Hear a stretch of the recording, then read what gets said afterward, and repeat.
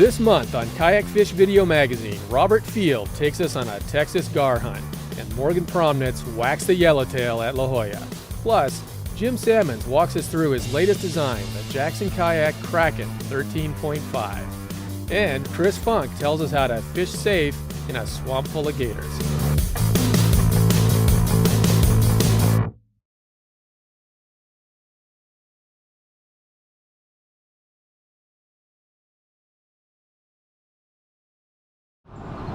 Hey guys, welcome to another Yak Fish TV production. I'm Robert Field.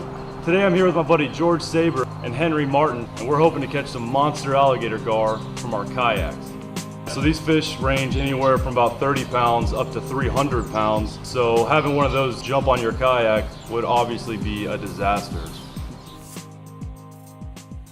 So we're using carp for bait. Buffalo's best, but any carp will work. We've got a big fresh one that we caught last night. But really our best chance at hooking into a monster is to catch some really fresh bait.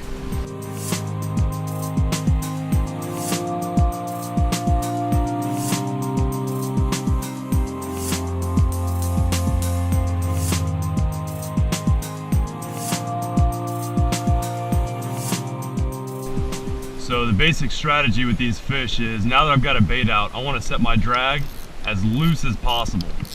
I want there to be no resistance when he picks up that bait, so he doesn't know that something's up. And basically, when that fish takes the bait, he's gonna run in a straight line and try to get away from other gar to keep them from taking the bait out of his mouth. And then after a while, he's gonna stop. And that's when it's crucial that you're patient.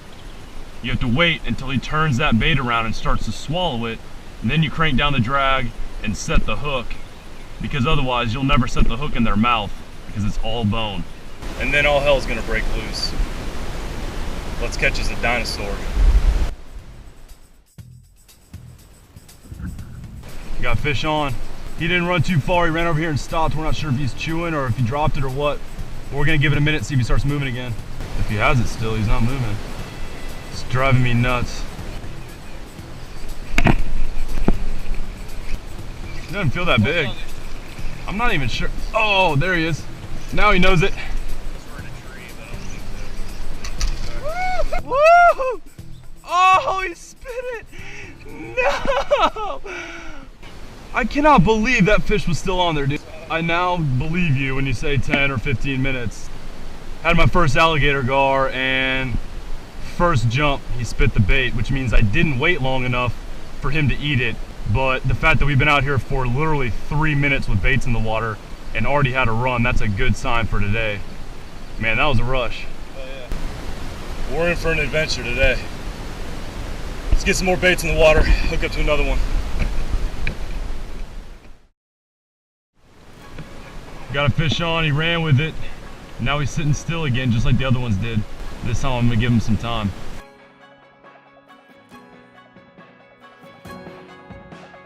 Here goes nothing.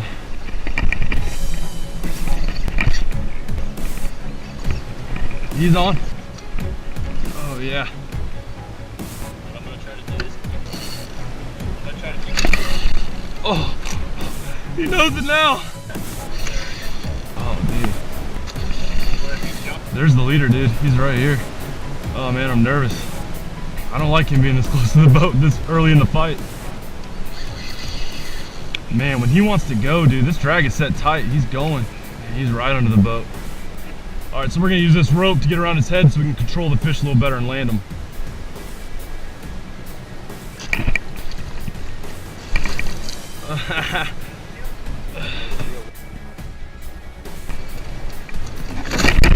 Woo! That is a small one. I don't think he's happy about what's going on.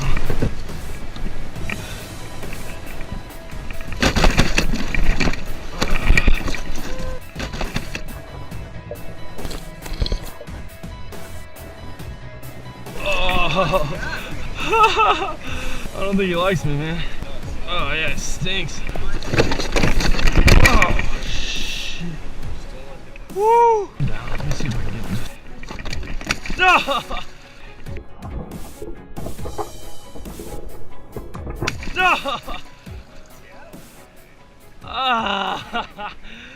Oh my god. That was insane. You alright? Yeah, no, I'm alright. He came pretty close to my leg though. Dude, what? That thing is in fresh water? Are you kidding me, man?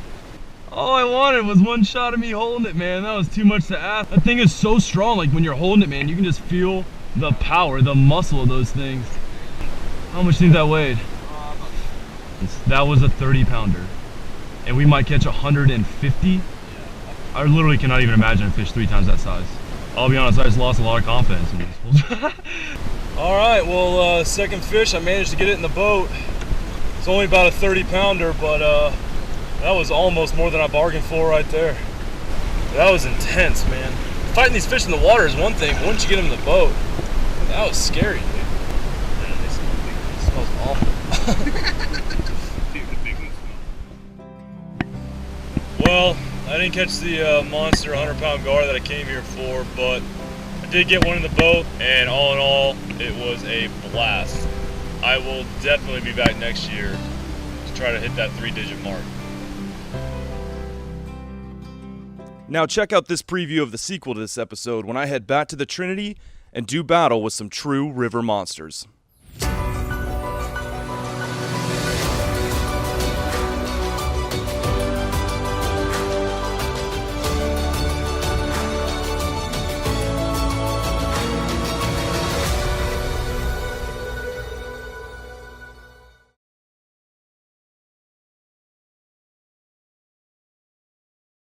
Nicknames aren't given, they're earned. Fishing kayaks designed by Ocean Kayak are an angler's battleship.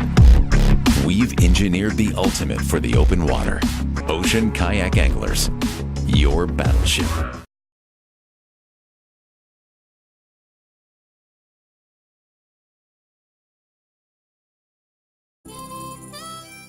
Aloha, I'm Isaac Brahmajim and you're watching Aqua Hunters Television. In this video, I'm taking out a guided tour down on the west side of Oahu, looking to tangle with some big game fish. Let's adjust this camera a little bit, see what we got going on. Nice mahi-mahi jump. Okay. Key thing, always make sure your mahi-mahis are golden yellow before you try and secure them with a kage shot. Want to make sure all their energy is spent before you try to bring them aboard. See a nice golden looking mahi, kill shot. Alright. Of course, don't forget to take that trophy pic. Thanks for watching, everyone. Aloha.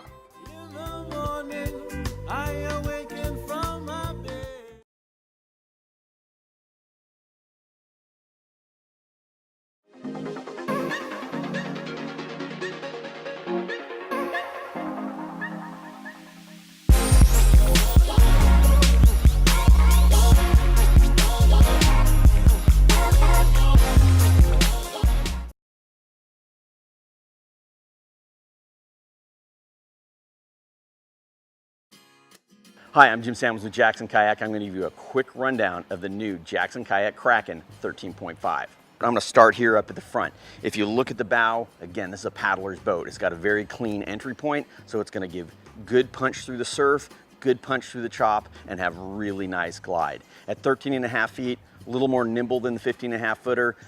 The 13.5 is a little bit more maneuverable. You're going to lose a little bit of glide, but you're still going to have great performance. Like the name implies, 13.5. It's 13.5 feet long, and it's 30.5 inches wide. So it's a little bit wider than the 15 footer, but it's also got a little bit more volume. So it's still going to carry the weight really, really well. Solid handle for carrying that gear, carrying that kayak down to the beach. Dual layer hatch, neoprene gasketed. That's going to keep it nice and watertight. And it keeps those beautiful lines at the front of the boat, good water shedding. It's scooped out a little bit so you can slide your paddle right up underneath it. We know how kayak fishermen are. They like to take pictures of themselves. They like to have videos. They like to have mounts all over the boat. So we have 2 pieces of Yak Attack gear track right up at the front where you can place a paddle keeper or another GoPro. You have your GoPro mount here and another spot here where you could actually put in a ram ball or anything. So lots of rigging options right off the front of the boat. You have the really big hinged center hatch. So really easy to just toss that thing forward if you're stowing gear. That center hatch comes with a removable tub. So for a lot of guys, they love having this tub. They keep tackling it, keep it from sliding around the boat. Personally, I always chuck this thing because I put an insulated game bag in here. There's so much volume inside this boat. You can put a big insulated game bag so you can get those big fish down inside the kayak on ice. On the center hatch, 2 long pieces of gear track. So you can mount your rod holders, or as I do, I have a Yak Attack plate that I attach right here for attaching my fish finder. It makes it very, very solid, but super easy to remove. Like all of the Jackson kayaks that you would want to rudder, they come pre-rigged, so it's super easy to rudder the boat. Adjustable foot pegs, so you can really dial things in. The Elite Edition, like this one, actually comes with padding. So it's great for when you want to stand in the boat underneath your feet, but also just long days of paddling underneath your heels. Having that padding under your heel just makes it so much more comfortable. Jackson's always been known for having the multi-height options in their seating, and a lot of guys asked for this for wanting the faster boat who are still paddling in flat waters to be able to get up a little bit higher. So now with the Kraken, you have that higher seat position. So very stable, easier to stand up when you're in this position. Also just, you know, you're cruising the flats, a little bit better visibility from that little bit higher position. Believe me, rough water, you're gonna wanna be down there. Of course, Jackson Kayak is just known for the super, super comfortable seating. So not just being able to move this seat around, this thing is so comfortable to sit in. Comes with a thermarest pad for that lumbar support. One thing that's really important for an offshore boat is being able to lock it in. So with a piece of gear track down here and a strap, I can just pull this thing down. So if I'm in heavy surf conditions, I want the best tie down possible, and this just really locks that seat in. So we've always had a pouch on the back of the seat, but this year they went with the Sea Line, which is waterproof. So you feel much more comfortable at maybe having your camera and other gear that you really want to keep dry back behind your seat. This boat's really ready to go out and fish right out the door. Comes with 8 rod holders, 2 rocket launchers from Ram, 2 flush mounts. You have the 3 on the Kraken crate, and then 1 more that you can put up on your forward hatch. Of course, one of the very important things to me was to make sure everything you carried on your boat is secure, really can lock it down. Being able to lock down your crate onto the gear tracks on the side. So if you do have that incident where you go over in the surf, your crate's not gonna go anywhere because it's locked down solid on the Yak Attack gear track. That's a quick rundown of most of the features on the Jackson Kayak Kraken 13.5. If you want to get a better look at it, go visit one of your local Jackson Kayak dealers.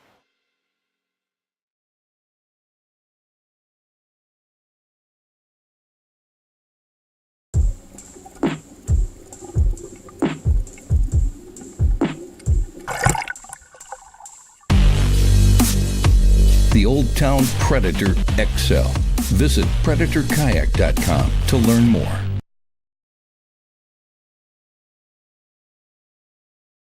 One of my favorite days of the summer had to be when my friend Kevin Nakata and myself went out for a day of yellowtail fishing. What was coming up was a Hobie Outdoor Adventures TV show, and we had one day to film a week after this day that we went out. So I said, hey Kev, you know, let's get out there and see if we can catch some yellowtail and get some good GoPro footage, because filming Hobie Outdoor Adventure shows can be tough. You go to a location and you're at the mercy of the weather, the fishing, and a lot of the time you're on a fishery which is real unpredictable. You've never fished before. So to get some footage in the can made us feel a lot better.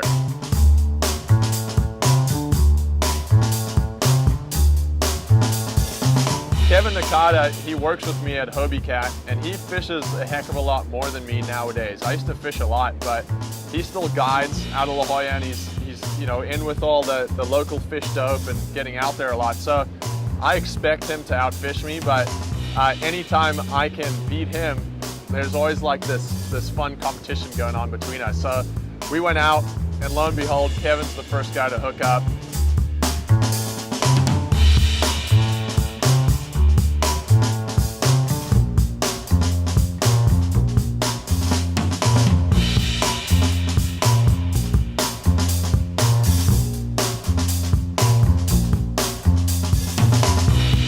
Once I had my first fish under the belt, I felt a little better that Kevin and I were on par again.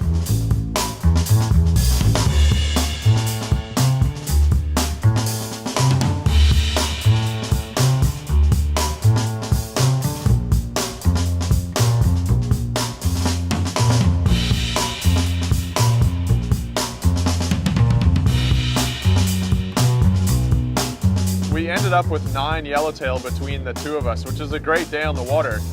I can't remember who won, if it was Kevin or myself, but someone had 4 and someone had 5.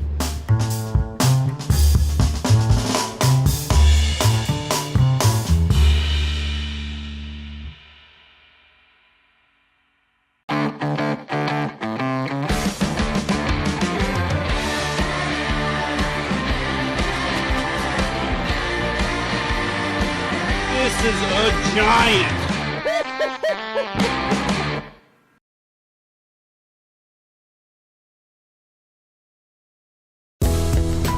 Hey guys, welcome to another episode of Field Tested, Field Approved with Robert Field. Today I want to talk to you about the new Action Hat from Live Live Gear. The Action Hat is a modular mounting system for action cameras like the GoPro or Garmin Verb built into a hat. Yeah! It's got 5 mounting locations on the top, the back, the front, and 1 on each side that allow you to mount all different kinds of accessories to your hat. It's also got a foam insert which adds rigidity, but more importantly adds comfort when you've got that added weight of an action camera or your smartphone on your head. Live Live Gear also offers a full range of accessories so that you can mount anything you want on the hat. And they've even got a dual mount so you can mount a headlamp and your action camera at the same time for when you're filming at night. But by far the coolest aspect of the Action Hat is that this foam insert actually makes it float with an action camera. So if it falls off your head near the water, you don't have to worry about losing that $500 camera. For a limited time, you can get 15% off your order at actionhat.com using the coupon code YAKFISHTV. For all those reasons, the Action Hat by Live Live Gear is field tested, field approved. Till next time guys, I'm Robert Field and I'll see you on the water.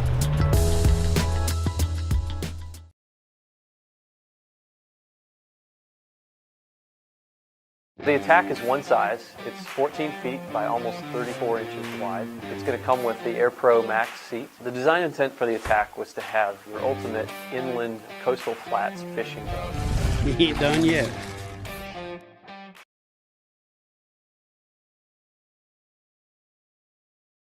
Hi, Jerry McBride from Kayak Fish. I'm out testing some bass lures on big redfish this morning. We're out playing with the new Live Target bait ball magnums, which come in this lipless rattle bait that's hanging out of this redfish. And they also come in a lip crankbait, which both put out an immense amount of vibration. I was actually trolling both of them this morning to see what they felt like, and I almost got a massage and sitting in the kayak just from all the vibration. They're both one knocker, low frequency rattles, which I like personally in a lot of situations. As you can see, both bait balls are made to emulate tightly schooled shad, which was actually perfect for the redfish this morning because they were sitting in a giant school of pilchards on the bottom out in 40 feet of water this morning. So as soon as I ran this through on the second cast, boom, there she was. Because they're bass lures, I'm always a little worried about the hardware holding up in salt water, but after catching probably 40 fish on these lures, they've held up just perfect. Now you can see I've taken the big trebles off and replace them with one single stinger hook, which I much prefer because these are all released redfish. Much easier to release. They always hang up in the corner of the mouth like a circle hook. Much safer for me when I'm getting them loose. I don't have to worry about a set of trebles coming in on my lap. So it's a real nice setup for these big reds. Once that hook is in there, they don't come out. Anyway, if they'll hold up to big redfish, I'm pretty sure these lures are going to hold up just fine to freshwater species. So anyway, for any more information on the new Magnum bait balls, go to kayakfishmag.com.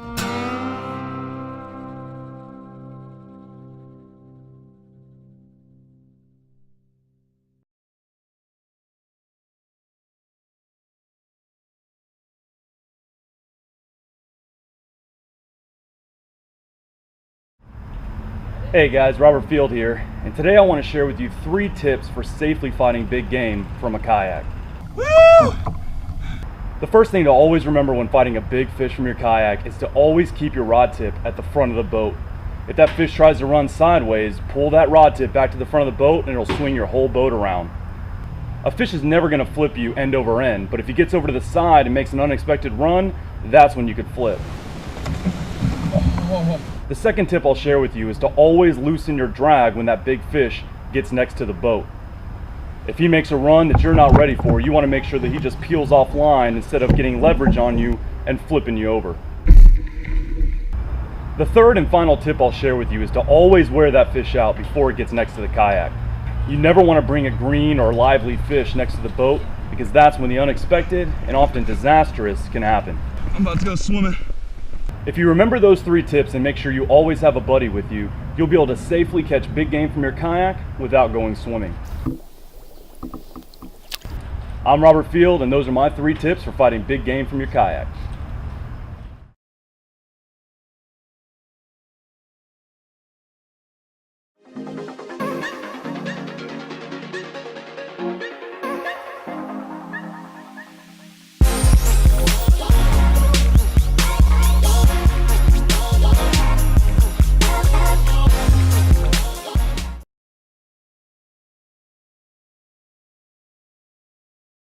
Hey guys, Chris Funk, the Pharaoh One here.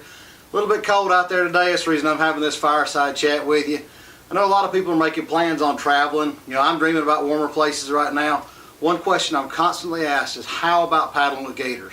Are they dangerous? What do you need to look out for? Let's talk about that a little bit today, alright? Now, I'm no expert, but I do spend a lot of time with big lizards, whether I've been hunting them or just paddling. One of my favorite places is the Okefenokee Swamp. Lord knows you'll see more gators there in a day than most people will see in a lifetime. One main thing you need to think about is, as it's coming into spring, it's coming into mating season. When the big bulls get those hey baby eyes, you've got to watch out. They'll be bellowing, you'll see them displaying. A lot of times they'll raise their nose up out of the water, the tip of their tail up out of the water. This says, I'm big, I'm bad, you need to stay away. Guess what? You need to stay away. Give those guys some room.